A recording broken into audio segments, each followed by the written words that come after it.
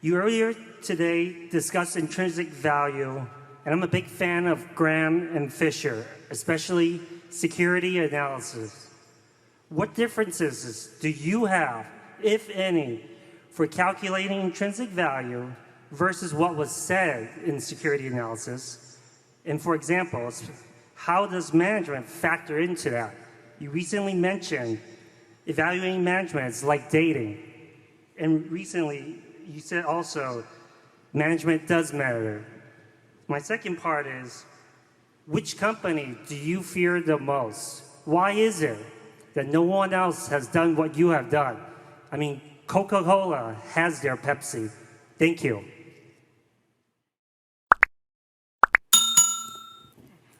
Yeah, actually, Graham didn't get too specific about intrinsic value in terms of precise calculations. But intrinsic value has come to be equated with, and I think quite properly, with what you might call private business value. Now, I'm not sure who was the first one that came up with it, but, well, the first one that came up with it was Aesop, actually. But the intrinsic value of any business, if you could foresee the future perfectly, is the present value of all cash that will be ever distributed for that business between now and Judgment Day. And we're not perfect at estimating that, obviously, but that's what an investment or a business is all about. You put money in and you take money out. Aesop said a bird in the hand is worth two in the bush. Now, he said that around 600 BC or something like that.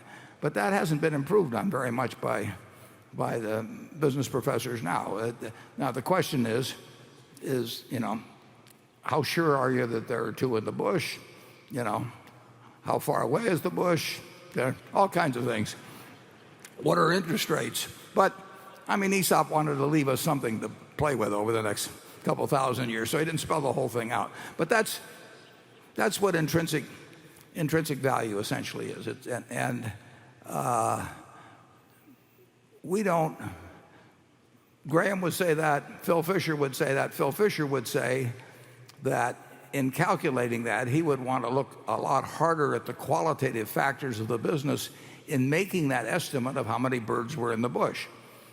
Graham would say he would want to see the bush, $2 worth of cash in the bush, and to pay $1 for it now.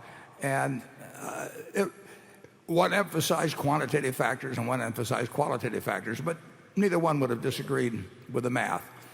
And I started out very influenced by Graham, so I emphasized quantitative factors.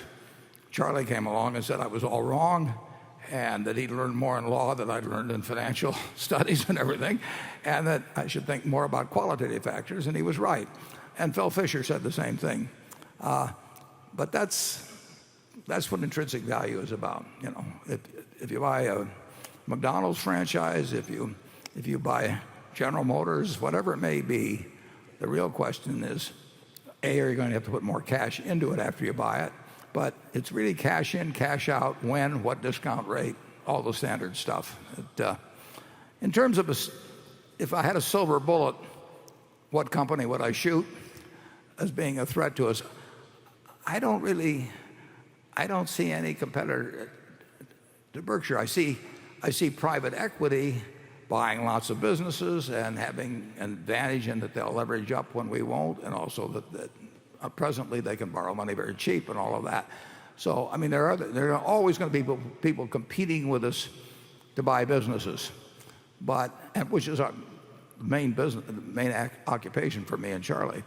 But I don't see anybody that's got a model or trying to build a model that will essentially go after what we're trying to achieve, which is to buy wonderful businesses from people that care about where their business goes and who generally want to keep on running them. Charlie?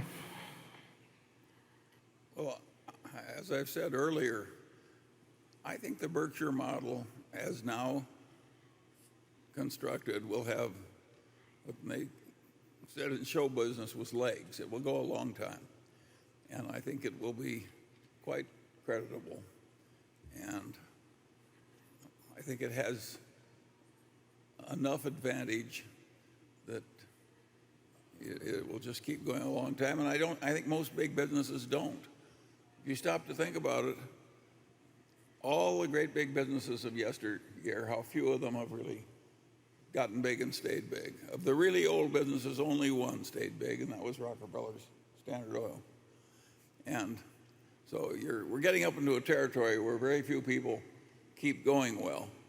But I think we'll be more like Standard Oil than we'll be like ordinary businesses, because I think we will just keep going. We will keep doing what we're already doing, and we'll keep learning from our mistakes. And the people up here are no longer all that important. The momentum's in place, the ethos is in place.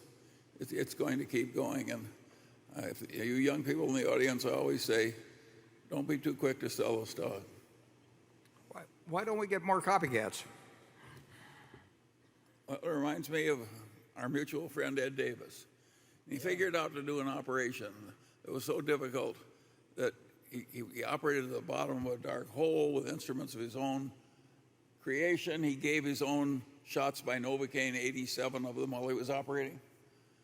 And it was a better operation. His death rate was 2%, and everybody else was 20%. And the other surgeons came to copy him. And they watched him. And I just said, well, I don't think I'll try and copy that. I think it looks just too hard to do. There's nothing in an American business school that teaches people to be like Berkshire. Eddie Davis is the guy that, in effect, introduced the two of us. He was a famous urologist here in Omaha, and but people didn't try and learn his operation. It doesn't look all that easy. It's very different. it's slow too. And it's slow. It's very slow. I think the slowness deters more people than anything else.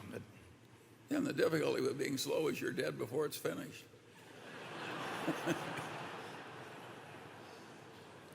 Well, that's kind of cheerful.